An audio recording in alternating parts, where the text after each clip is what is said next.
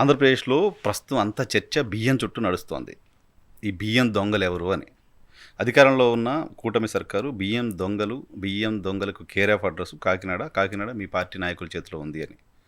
నిజమేనా? అబద్ధాలు చెప్పేదానికి కూడా ఒక హద్దు ఉండాలన్న. బహుశా చంద్రబాబు నాయుడు గారు కానీ లేకుంటే ఆయన ఉన్నటువంటి టీం కానీ ఇవంతా ఒక అబద్ధాన్ని 100 సార్లు చెప్పి ప్రజలు నమ్మించేటువంటి ప్రయత్నం జరుగుతాం. ఏంటి అబద్ధం? ఇప్పుడు మీరే చెప్పారు, మీ రాష్ట్రంలో పౌర సరఫరాలకు ఉపయోగించేటువంటి పీడిఎస్పిఎం ఏదైతే పబ్లిక్ డిస్ట్రిబ్యూటరీ స్కీమ్ ఉందో ఆ స్కీమ్లో ప్రజలకు చెందాల్సినటువంటి బియ్యం అంతా కూడా అక్రమ రవాణా అవుతుందనేటువంటిది ప్రధానమైనటువంటి వీళ్ళ ప్రచారం.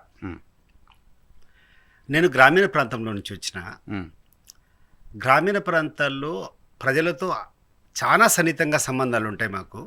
ఏమేమి జరుగుతుంటాయో, ఏ స్కీమ్ ఫెయిల్యూరు, ఏ స్కీమ్ సక్సెస్ అనేది మేము చూసేటప్పుడు మాకు తెలుస్తుంది. In fact one of the most successful schemes Jaganmohan Reddy గారు అందించింది ఏదైనా ఉందంటే, బెనిఫిషరీకి నేరుగా వాళ్ళ ఇంటి దగ్గరికే ఈ యొక్క రేషన్ తీసుకొని పోయి ఇచ్చేటువంటి కార్యక్రమం one of the great successful schemes. ఈరోజు రాష్ట్ర పౌర సరఫరా శాఖల్లో ఇచ్చేటువంటి బియ్యము గతంలో డీలర్ల దగ్గరికి పోయి డీలర్ల దగ్గర తీసుకొని తెచ్చుకునే వాళ్ళు.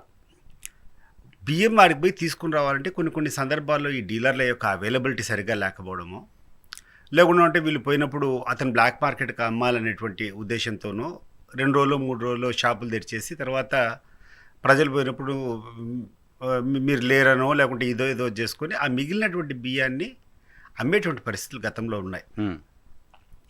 జగన్మోహన్ రెడ్డి గారు వచ్చిన తర్వాత ఇప్పుడు మొత్తం సిస్టమ్ అంతా కూడా మొత్తం కంప్యూటరైజ్ అయిపోయింది. నీ యొక్క బయోమెట్రిక్స్ బెనిఫిషరీ ఏదైనా తీసుకోవాలంటే ఆయన యొక్క వేలుముద్ర ఖచ్చితంగా పడాలి. ఆయన వేలుముద్ర పడింది నీకు the computer will not accept. నీకు రేషన్ ఇచ్చినారా లేదా అని చెప్పి తెలుసుకునేదానికి ఒకటి వాళ్ళు ప్రవేశపెట్టేటువంటి కథ ఈ బయోమెట్రిక్ సిస్టమ్. ఈరోజు కమ్యూనికేషన్స్ చాలా అడ్వాన్స్ అయిపోయినాయి. సో ఒకరి సొమ్ము ఒకరు దొంగతనం చేసుకునేటువంటి పరిస్థితిలో లేరు. ఆ తర్వాత గ్రామీణ ప్రాంతాల్లో ఫ్రీగా బియ్యం అనేది ఫ్రీగా వస్తాయి. సో ఫ్రీగా వచ్చినటువంటి బియ్యము ఇంకొకరికి వదులుకునేటువంటి పరిస్థితుల్లో పేదవాళ్ళు ఎవరు లేరు. వాళ్ళ దగ్గర కూడా డబ్బులు పెట్టి కొనేసింది మాఫియా అని కదా. ఎస్, వాళ్ళ దగ్గర కొనేదానికి ఏ రకంగా కొంటారు, ఎంతమంది దగ్గర కొంటారు.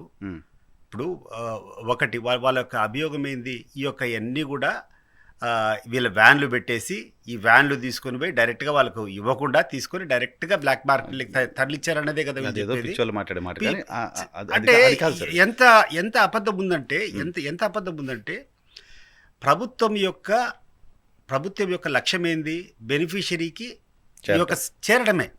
చేరిన తర్వాత వాళ్ళు ఏం చేసుకుంటారో నీ కంట్రోల్లో నా కంట్రోల్లో ఉంటుంది. చేరిన తర్వాత వాళ్ళు ఏం చేసుకుంటారో మీ కంట్రోల్లో మా కంట్రోల్లో ఉండకపోయినా ఆ చేరిన తర్వాత దాన్ని కొనుగోలు చేసి దాన్ని ఒక మెకానిజం చేసి దాన్ని కాకినాడ షిప్ నుంచి బయటకి ఎక్స్పోర్ట్ చేసి మీరు మీ పార్టీ వాళ్ళు అని రకరకాలుగా ఇవన్నీ కూడా అబద్ధాలన్నీ మాట్లాడేటువంటి పరిస్థితులు.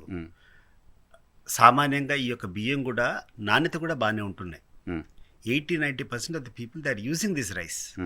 కొంతమంది దీన్ని భోజనం కోసం వాడుకుంటే కొంతమంది భోజనం ఉపయోగపడదని చెప్పేసి దోశలకు వాడుకుంటున్నారు. ఎందుకంటే నాకు స్పష్టంగా తెలుసు, నేను గ్రామీణ ప్రాంతాల నుంచి వచ్చిన ఏం చేస్తారంటే అన్న ఈ బియ్యము దోశలకైతే చాలా బాగుంటాయి అన్న అంటారు. సో కొంతమంది ఎవరైనా అన్నటువంటి బెనిఫిషరీ నచ్చలేదనుకో స్థానికంగా ఉన్నటువంటి ఆ హోటల్కో పాడో పడదేసో మనకి మిగిలిన 5 కేజీలు 10 కేజీలు అమ్ముకుంటారు. ఆ హోటల్ వాళ్ళు ఎవరన్నా కొనుక్కునేటువంటి పరిస్థితులు ఉంటాయి. కానీ దాన్ని తీసుకొని 5 సంవత్సరాలలో మీకు రైస్ అక్రమంగా ఎక్స్పోర్ట్ జరగలేదని చెప్పదలుచుకున్నారా? 100% రూపాయలు నాకు తెలిసినంత వరకు రవాణా అనేది జరగచ్చు. కానీ బియ్యం అనేది ఈరోజు మీరు ఆలోచన చేయండి వైనరన్న, గడిచిన నెల అంటే అక్టోబర్ నెలలో రైస్ ప్రొక్యూర్మెంట్, నేను కూడా ఒక రైతు, మా దగ్గర కూడా వడ్లు పండుతాయి, మేము కూడా వడ్లు అమ్ముతాం. 1800 రూపాయలతో 1760 నుంచి 1800 మధ్యలో ఒక బస్తా ధాన్యాన్ని మేము అమ్మినాం వడ్లు.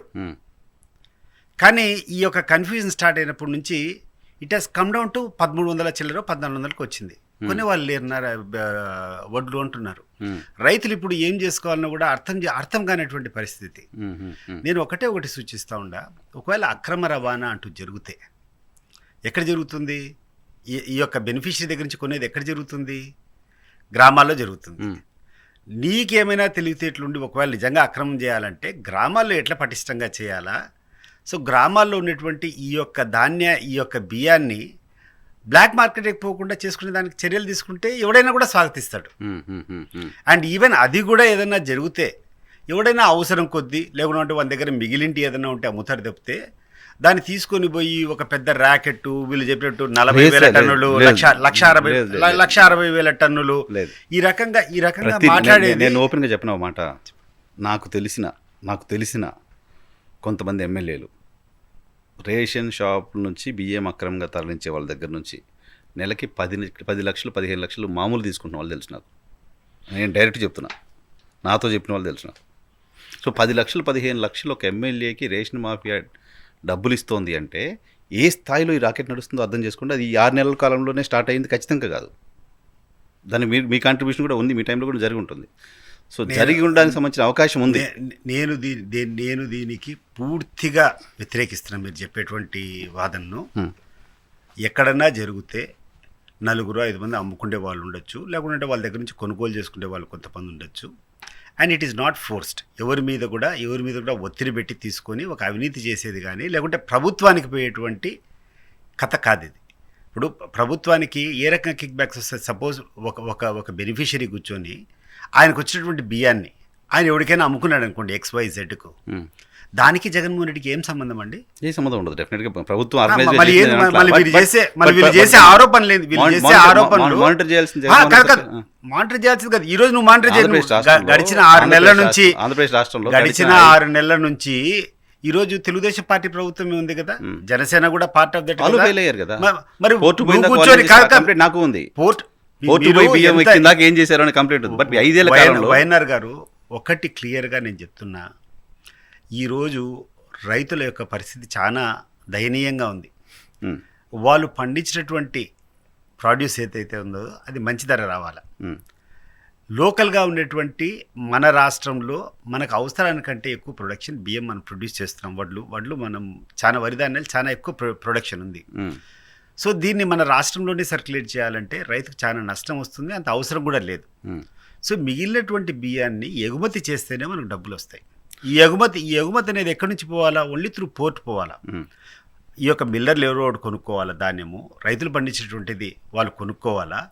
వాళ్ళు కొనింది తీసుకొని వాళ్ళు ప్రాసెస్ చేసుకొని మిల్లింగ్ చేసుకొని వాళ్ళు ఎక్స్పోర్ట్ చేస్తేనే రైతులకు బెటర్ ప్రైస్ వస్తుంది. ఎగ్జాక్ట్లీ పాయింట్, మీరు చెప్పిన పాయింట్ కరెక్ట్. ఏంటంటే రైతుల దగ్గర నుంచి కొన్ని ధాన్యాన్ని ప్రాసెస్ చేసి విదేశాలకు ఎగుమతి చేస్తే డబ్బులు వస్తాయి, ఆ డబ్బులు రైతుల జేబుల్లోకి వెళ్తాయి, రైతులు హ్యాపీగా ఉంటారు, రేట్ వస్తుంది. బట్ ఇక్కడ ఏం జరుగుతుంది అంటే రేషన్ బియ్యాన్ని ఎక్స్పోర్ట్ చేస్తున్నారు, రైతుల బియ్యం మార్కెట్లో పడి ఉంటుంది. సమస్య అది. రేషన్ బియ్యం కనుక బయటికి తక్కువ రూపాయికే వస్తుంది కదా, 5 రూపాయలకి. దానికి ఉదాహరణ చెప్తున్నాను. నీకు ఒక నెల కిందట 1760 నుంచి 1800 రూపాయలు నా ధాన్యం నేను అమ్మిన. నాకు పొలాలు ఉన్నాయి, నా పొలాల్లో పడినటువంటిది 1780 రూపాయలు నేను అమ్మిన. నా దగ్గర కొనుక్కుంటే ఎక్కడ పోయారు? ఈ కన్ఫ్యూజన్ ఎప్పుడు స్టార్ట్ అయింది? ఈ హడావిడి స్టార్ట్ చేసినప్పటి నుంచి డ్రాస్టిక్గా 300-400 రూపాయలు ఈ యొక్క ధాన్యం రేట్ పడిపోయింది. Just because of this confusion. ఇప్పుడు ఎక్స్పోర్టర్ను ఈరోజు ప్రభుత్వ లక్ష్యం ఏంది? ఎక్స్పోర్ట్స్ చేయాలా, మనకు అంతర్జాతీయ విదేశీ డబ్బులు మనకు రావాలా, ఎక్స్పోర్ట్స్ చేయాలా. So one of the main commodity. And Kakinada port అంతా కూడా ఈ యొక్క ఫుడ్ సంబంధించినటువంటి ఎక్స్పోర్ట్స్ అక్కడ జరుగుతాయి. ఎక్స్పోర్ట్ చేయాలి సార్, స్మగుల్ చేసి కాదు కదా. మీరు స్మగుల్ అని మీరు అంటున్నారు. మేము కూర్చొనేది 100 రూపాయలు రైతులకు సంబంధించినటువంటి మిల్లర్స్ చేసేటువంటి వ్యాపారం. మిల్లర్స్ చేసే వ్యాపారం అయితే ఎందుకు సీజ్ చేస్తారు? మరి మీకు ధైర్యం ఉంటే, మీకు అధికారం ఉంటే నువ్వు ఎంతమంది అధికారులను సస్పెండ్ చేసావు? ఇప్పుడు ఒకవేళ ఇది ఏదైనా జరిగితే ఎవరిది ల్యాబ్స్? ఇది గవర్నమెంట్, డెఫినెట్గా గవర్నమెంటే కదా ల్యాబ్స్. గవర్నమెంట్ అంటే ఎవరు? అధికారులే కదా నడిపేది.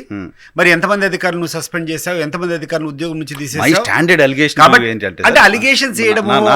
నా స్టాండర్డ్ క్వశ్చన్ ఏంటంటే, రేషన్ బియ్యం అక్రమంగా విదేశాలకు తరలించడం అనే ప్రాసెస్ చాలా కాలంగా జరుగుతోంది. 100 రైస్ అనేది ఎగుమతి చేస్తున్నారు. రైస్ అనేది ఎగుమతి చేయాల్సిందే. ఆ రైస్ రైతులకు సరైనటువంటి న్యాయం జరగాలంటే ఎగుమతులను మనం ప్రోత్సహించాలి. ఎగుమతులు అయితేనే నీకు సరైనటువంటి పారితోషికం, సరైనటువంటి రెమ్యునరేషన్ నీకు రైతులకు దక్కుతుంది. తప్పితే నువ్వు ఇక్కడనే కూర్చొని ఎక్స్పోర్ట్స్ అన్ని బ్యాన్ చేస్తే నీకు రైతులకు సరైనటువంటి ధర రాదు. ఇప్పుడే రైతులు గిట్టుబాటు ధర లేదు, గిట్టుబాటు లేదని చెప్పేసి మనమే మాట్లాడుకుంటాం. రైతులు ఎక్స్పోర్ట్ చేద్దాం సార్, బట్ పేదలు ఈ బియ్యం ఎక్స్పోర్ట్ చేయొద్దు అంటున్నాను. దీనివల్ల ఇది ఎక్స్పోర్ట్ జరిగేది అనేది కాకినాడ పోర్టులో జరుగుతుందా లేకుండా కాదు కృష్ణపట్నం పోర్టులో కూడా జరుగుతుంది. ఎక్కడ జరిగినా కూడా ఈ యొక్క బియ్యం అనేది బెనిఫిషరీకి చేర్పించేది వరకే ప్రభుత్వం యొక్క బాధ్యత. వీళ్ళు చేసుకున్న తర్వాత ఆ బెనిఫిషరీకి చెందిన తర్వాత అతను ఏం చేసుకుంటాడో ఇప్పుడు మన కంట్రోల్లో ఉండదు. అది వాళ్ళు ఏం చేసుకుంటారో ఏం కథనో బాధితుడు ఎవడు లేడు దీంట్లో. ఒకటి ఏంటంటే గత 5 సంవత్సరాల్లో సంతృప్తిగా అక్కడటువంటి ప్రజలంతా మా ఇంటికి వచ్చి మా బియ్యం ఇచ్చిపోతాను అనేటువంటి తృప్తి ఉంది. One of the most successful schemes in Jaganmohan Reddy గారి రెజిమ్లో ఏదన్నా ఉంటే this is also one such scheme. మీరు ఆ గడిచిన 5 సంవత్సరాల్లో ఎక్కడన్నా నా బియ్యం రావడం లేదు, నాకు బియ్యం ఇవ్వకుండా డీలర్ తీసుకొని పోయి మాయం చేసినటువంటి సందర్భం ఒకసారి విన్నారా మీరు? లేదు. సో నువ్వు కూర్చొని పీడిఎస్ రైస్ పోతుంది, ఈ రైస్ పోతుంది అంటే రైస్ అనేది ఆడినటువంటి ఎక్స్పోర్టర్ ఎక్కడి నుంచి తెచ్చుకుంటాడో మనకు తెలియదు. దీనికి కానీ ఈ ఎక్స్పోర్ట్ కానీ జగన్మోహన్ రెడ్డి చేసేటువంటి స్కీమ్ కానీ లింకప్ చేసేటువంటి ప్రయత్నం ఉంది చూసారా? ఇంతకంటే కాదు అంటే ఈరోజు ప్రతిపక్షం అంతా ఈరోజు పాలకపక్షం చేసేటువంటి ప్రధానమైనటువంటి అలిగేషన్స్ కానీ వాళ్ళ యొక్క ధోరణి చూస్తే జగన్మోహన్ రెడ్డిని ఆయన గతంలో చేసిందని ప్రతి ఒక్క దాన్ని తప్పులు పట్టేది. ఇక్కడంతా ప్రతి ఒక్క దాంట్లో అన్యాయం జరిగింది, ప్రతి ఒక్క దాంట్లో అక్రమం జరిగింది. రైతులకు చెందాల్సింది ఏదో లేకుండా ఉంటే బెనిఫిషరీస్కి పేదవాళ్ళకు చెందాల్సింది ఏదో పక్కదావ పట్టింది అనేటువంటి ప్రచారం తప్పితే వీళ్ళకి నిజంగా పీడిఎస్ స్కీమ్ను కరెక్ట్గా అమలు కావాలంటే అమలు చేసేది ఎక్కడ? అమలు కావాల్సింది స్థానికంగా ఉన్నటువంటి నీ యొక్క ఎంఆర్ఓ ఆఫీస్లోనో లేకుండా ఉంటే నీ కలెక్టరేట్ ఆఫీస్లోనో లేకుండా డిస్ట్రిక్ట్ సివిల్ సప్లైస్ ఆఫీసర్లో ఆడ కూర్చొని కట్టుదిట్టంగా నువ్వు చేసుకోవాలా. నువ్వు ఇంతవరకు ఒక్క అధికారిని కూడా ఈరోజు సస్పెండ్ చేయాలా, ఒక అధికారికి కూడా నువ్వు షోకాజ్ నోటీస్ ఇవ్వాలా. ఈ యొక్క బియ్యం అక్రమ రవాణా అవుతుందని చెప్పి నేను ఇంతవరకు ఏ పేపర్లో కూడా చదవలే గడిచిన 5.5 సంవత్సరం నుంచి.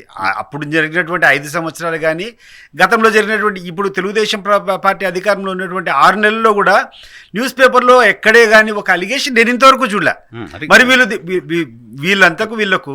వీళ్ళకి ఎట్లయిపోయిందంటే అన్న ప్రతి ఒక్క దానికి ఒక కథనం అల్లడం, ఒక నేరేటివ్ బిల్డప్ చేసుకోవడం, దాన్ని వీళ్ళు పెద్దగా తీసుకుని పోయి దుష్ప్రచారం చేయడం, దీన్ని వాడుకుంటారు. ఇదొక్కటే కాదు, అనేక గడిచిన 6 నెలల నుంచి మీరు చూస్తే ఒక రకమైనటువంటి అసత్య ప్రచారాలు, ఒక మనిషిని డీఫేమ్ చేయాలనేటువంటి తపన తప్పితే నిజంగా ప్రజలకు ఏం చేయాలనేటువంటి ఆలోచన వీళ్ళకి ఏమి లేదు. సరే, వాళ్ళ గురించి వాళ్ళ మీడియా గురించి మాట్లాడదాం. దానికంటే దీన్ని కంక్లూడ్ చేస్తూ పవన్ కళ్యాణ్ గారు మొన్న వెళ్ళి బోట్లో చూసినవి ఆ రైస్ అంతా ఇల్లీగల్ రైస్ కాదు అని అనుకుంటున్నారా? 100 రూపాయలు నా గట్ ఫీలింగ్ ఏంటంటే అది వ్యాపారులు చేసేది 100% అది వ్యాపారస్తులకు సంబంధించిందే ఉంటుంది. ఎక్కడైనా ఎవడైనా ప్రొక్యూర్ చేసుకున్నా కూడా నాకు తెలిసినంత వరకు, ఎందుకంటే నేను గ్రామీణ ప్రాంతాల్లో చేస్తాను, వాళ్ళకి మిగిలినటువంటి కొన్ని రైస్ నీకు ఒక పెద్ద ఎత్తున ముఠా ప్రకారం చేసుకునేటువంటి పరిస్థితుల్లో డెఫినెట్గా స్మాల్ క్వాంటిటీ కొంతమంది ఏమవుతుందంటే బెనిఫిషరీస్, ఈవెన్ ధనవంతులు కూడా ఈ యొక్క బెనిఫిట్స్ తీసుకుంటూ ఉంటారు ఈ రేషన్ షాప్లో నుంచి వాళ్ళకి రావాల్సినటువంటి బియ్యం. ఎందుకంటే ఆ రేషన్ కార్డు తీసుకోకుండా ఉంటే మిగిలినటువంటి కొన్ని స్కీములు వాళ్ళకి వర్తించడం మిగిలిన కొన్ని స్కీములు వర్తించడం లేదు. సో దానికోసం అని మస్ట్ అండ్ షుడ్ ఆ రేషన్ కార్డు అయితే తీసుకుంటా ఉంటారు. రేషన్ కార్డు తీసుకున్నప్పుడు బియ్యం డెఫినెట్గా వచ్చేస్తారు. ఇంకోటి సో ఖాళీగా ఉన్నటువంటి వరుసగా 3 నెలలు కనుక రేషన్ తీసుకోకపోతే వాళ్ళ కార్డు కట్ అయిపోతుందంట. వాట్ ఎవర్ ఇట్ ఈస్, ఇవన్నీ కూడా మంచి పద్ధతులు కదా. నీకు బయోమెట్రిక్స్ పెట్టి బెనిఫిషరీ యొక్క వేలుముద్ర పడినంత వరకు నీకు అతనికి ఇచ్చేటువంటి పరిస్థితి లేనప్పుడు నువ్వు ఏ రకంగా ఈ రకమైనటువంటి అలిగేషన్స్ చేస్తావు, ఏ రకంగా జగన్మోహన్ రెడ్డి కానీ దీనికి కానీ సంబంధం పెడతావు. ఓకే, ఆ తర్వాత ఈరోజు ఆయన చూస్తున్నాడు ఈయన పరిధి ఫస్ట్ ఆఫ్ ఆల్ షిప్పులు ఆపేటువంటి పవర్స్, సీజ్ చేసేటువంటి పవర్స్ ఉంది ఆయనకు. నాకు చెప్పింది ఇది సినిమా కాకుండా ఏముంది, ఇప్పుడు నువ్వు ఉంది నువ్వు డిప్యూటీ చీఫ్ మినిస్టరు ఈ యొక్క పబ్లిక్ డిస్ట్రిబ్యూటరీ సిస్టమ్ సరిగా లేకుండా ఉంటే దాన్ని స్ట్రెంథెన్ చేసేదానికి గ్రామాలకు పోయి దాన్ని ఎట్లా స్ట్రెంథెన్ చేయాలా, లేకుండా ఉంటే కానీ నిజంగా అర్హత లేనటువంటి వాళ్ళు ఎవరైనా బియ్యం తీసుకుని ఉంటే తప్పమ్మా ఇది తీసుకోవద్దండి గవర్నమెంట్ పేదవాళ్ళకి పెట్టిందని చెప్పేసి వాళ్ళని కన్విన్స్ చేసుకోవడము, లేకుండా ఉంటే ఒకవేళ నిజంగా అనర్హులకి ఎవరికైనా ఉంటే కానీ దాన్ని కట్ చేయడము, ఇవి చేయాలి తప్పితే నువ్వు కూర్చొని ఏదో సినిమాలో కూర్చొని బోటుకు మరి ఆపగలిగినావా? ఎక్స్పోర్ట్ నువ్వు ఆపినావా? So what is that? ఇప్పుడు కేంద్ర ప్రభుత్వం నువ్వే చెప్పుకుంటావు నరేంద్ర మోడీకి ఎవరైనా అత్యంత దగ్గర అత్యంత సన్నిహితుడు అంటే కన్నా పవన్ కళ్యాణ్ అని చెప్తావు. మరి ఇక్కడ ఉన్నటువంటి రాష్ట్ర ప్రభుత్వం నీ యొక్క దాని మీదనే వచ్చింది. మీరందరూ కలిసి అబ్బో ఆ షిప్లో జరిగినటువంటి కన్సైన్మెంట్ ఆపగలిగినారా? So what does that mean? ఇప్పుడు మిడిమిడిసి జ్ఞానమా దాన్ని ఏందో అంటారు కదా, వీళ్ళకు సినిమాలో ఎట్లయితే హీరోయిజం చూపించాలనుకుంటారో ఆ సినిమా టైప్లో చూపించాలనేటువంటి అత్యుత్సాహం. సో దీంట్లో ఏం చేస్తున్నారో కూడా వీళ్ళకి అర్థం కావడం లేదు. భవిష్యత్తులో దీనివల్ల ఎవరు ఇబ్బంది పడతారనేది కూడా వీళ్ళకి అర్థం కావడం లేదు. దీని రెపర్కేషన్స్ రైతుల మీద పడుతుంది.